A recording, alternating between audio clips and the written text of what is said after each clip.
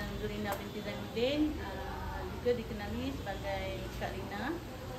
Penlibatan saya seawal usia saya dari 7-8 tahun macam itulah. Masa tu arwah nenek saya, datuk saya dan bapa saya sendiri membuat kerja-kerja kebajikan untuk masyarakat orang asli. So, saya dibesarkan dalam kelompok dan lingkungan kerja-kerja kebajikan ni. Dan bila saya dah ke peringkat dewasa, saya teruskan perjuangan ni dengan melibatkan diri dengan kerja-kerja volunteer di banyak tempat lah, rumah-rumah kebajikan. Dan tahun 2014 saya mewujudkan sendiri rumah kebajikan Radatul Najana.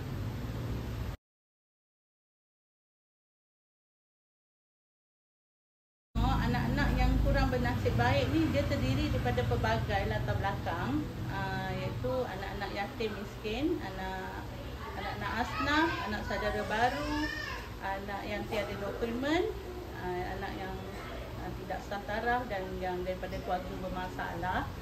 Mereka ni sebenarnya bukan kata walaupun akademik tu kurang berjaya, tapi mereka ada skill dah, ada bakat yang perlu digilak.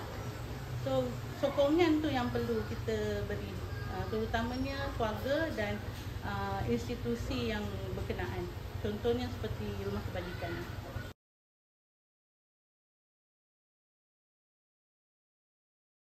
Sokongan, mereka yang tinggal dekat sini ada yang datang seawal usia 4 tahun. So daripada 4 tahun tu kita sekolahkan mereka hingga 6 tahun, sekolahkan ke Little Caleb.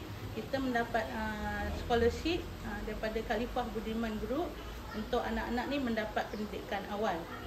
Lepas tu pergi ke sekolah rendah, kita akan hantar mereka ke sekolah kebangsaan dan sekolah kafah, sekolah integrasi kafah. Di situ dia mendapatkan pendidikan aliran perdana.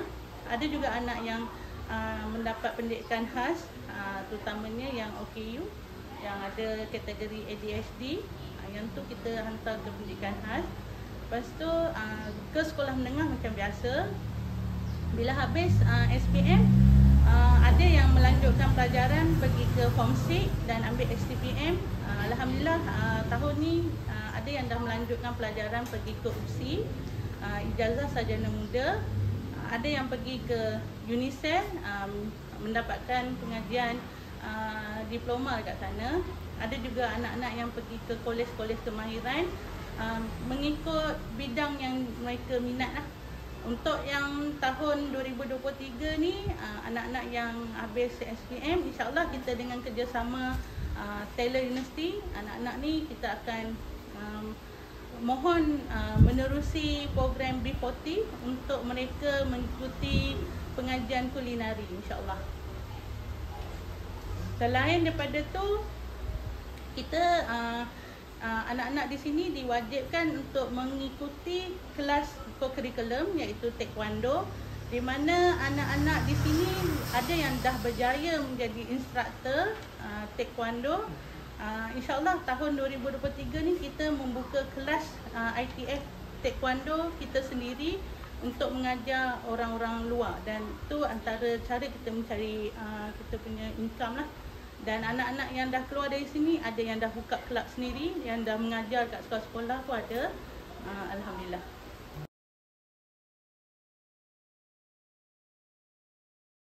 Anak-anak yatim ni berbeza dengan anak-anak yang tidak sah taraf.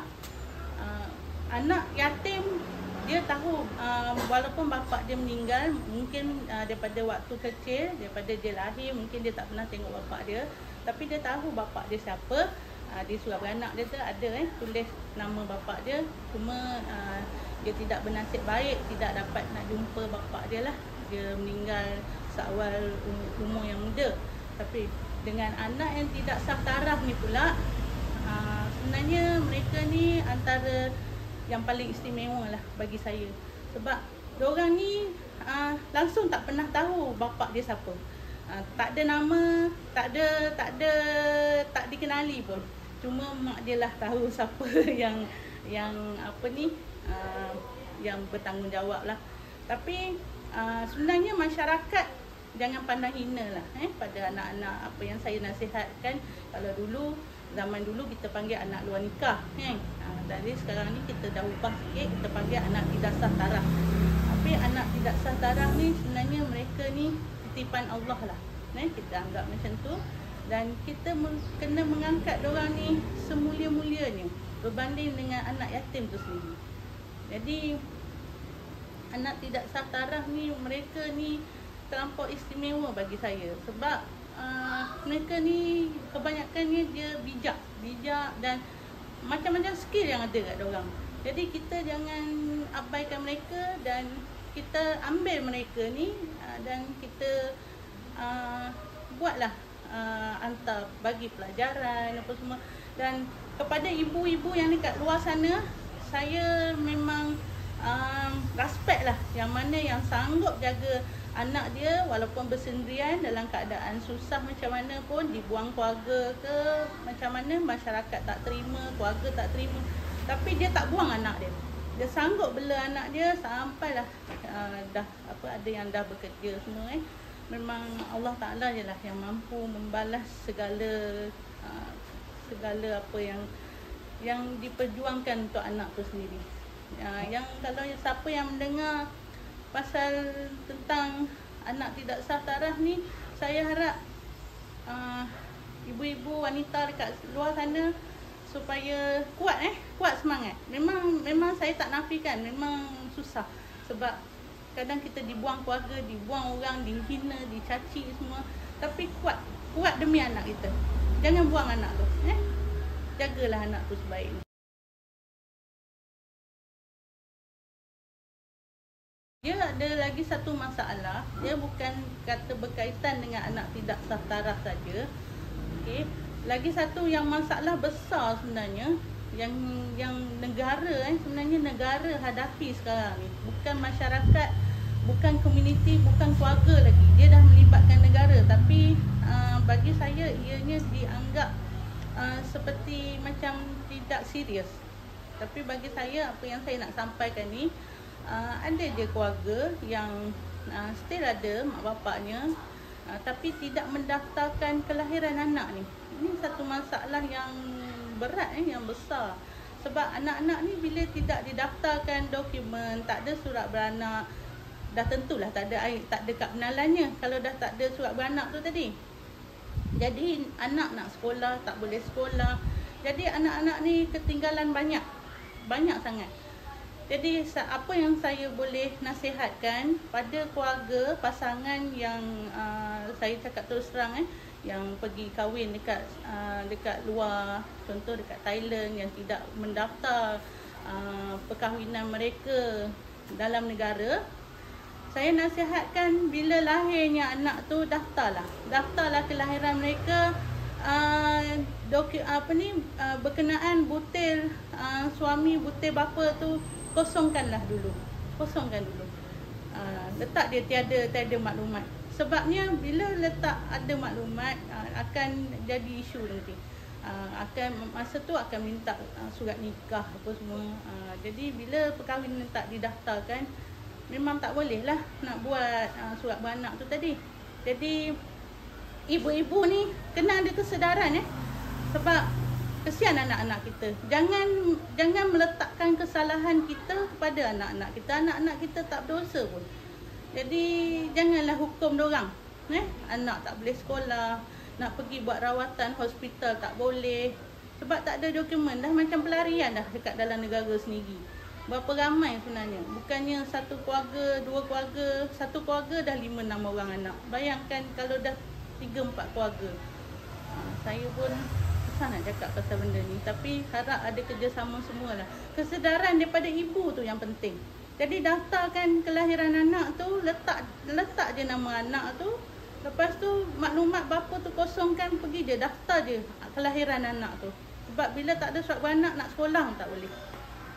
Anak-anak yang tidak sah taraf ni, yang ada dokumen tak ada jadi masalah untuk kami.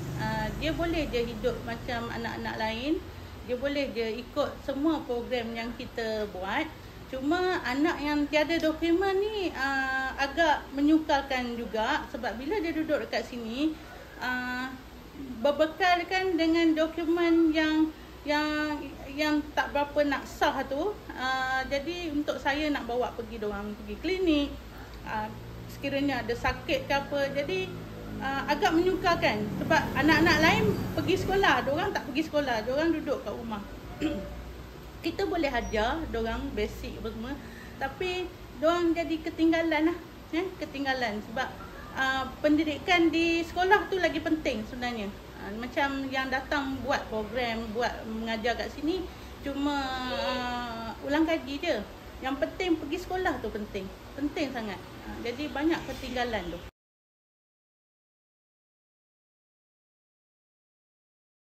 Apa yang kami boleh membantu untuk anak-anak ni, kita bantu dari segi kita ada buat program intervensi pengawalan emosi, di mana kita mengajar mereka untuk mengenali emosi diorang. Kita buat setiap hari lah. Ni mungkin kita akan buat seminggu sekali. Jadi dalam masa tu kita memberi sokongan bukan daripada segi fizikal saja, mental juga, supaya anak-anak ni dia merasa bahagia duduk kat sini. Dan kita dekat sini kita mengamalkan konsep keluarga. Kita bukan macam kita ada guideline macam terlampau ikut protokol asrama penuh. Kita still asrama tapi kita lebih kepada family, supaya anak-anak ni kita menganggap mereka seperti anak kita sendiri. Begitu juga kami yang menjaga ni. Jadi anak-anak ni dengan kami menganggap saya ni ibu, macam mak saya opa, adik saya anak-anak panggil maksu. Macam itulah, dia tak ada terlampau ada undang-undang kat sana. Still ada undang-undang tapi kita tak sekat anak-anak ni untuk hidup dalam family tu tadi.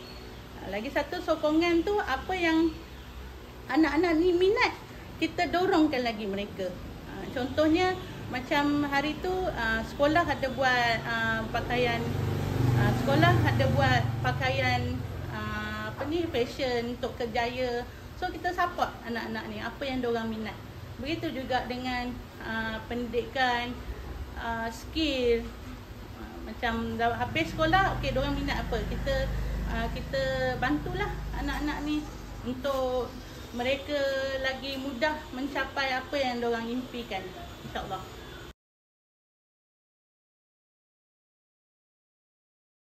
Harapan saya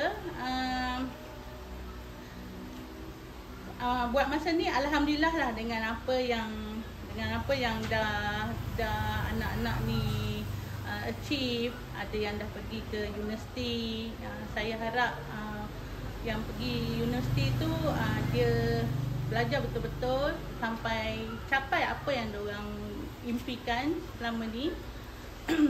Dan mana yang mereka yang dah habis belajar tu, kita still keep in touch.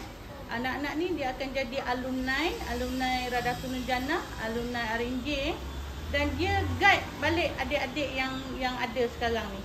Jadi ni bulan 2 ni insya-Allah saya akan buat satu camp kepimpinan di mana anak-anak yang batch pertama ni dia orang pula akan jadi facilitator, ada yang dia akan jadi pembantu faci semua. Dia orang pula yang buat camp untuk guide adik-adik ni. Jadi harapan saya bila saya dah tak ada nanti, delegasi Radatul Jannah ni boleh diteruskan oleh anak-anak Radatul Jannah ni sendiri, insya-Allah.